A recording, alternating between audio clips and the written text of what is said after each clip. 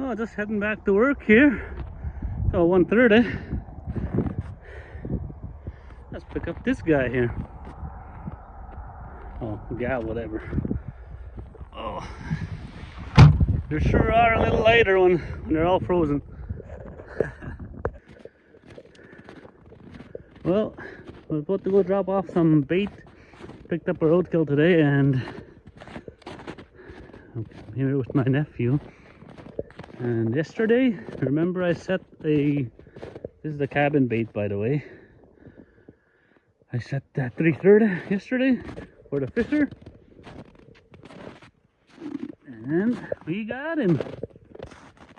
Him or her, I don't know. Right on.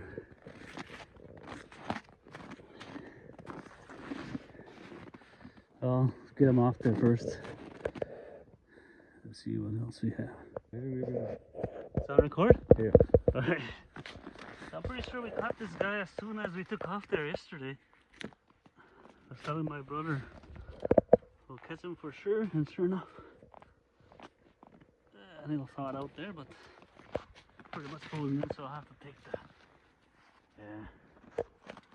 Right on, so we'll go drop off the deer at the other bait where I set the 22 snares yesterday.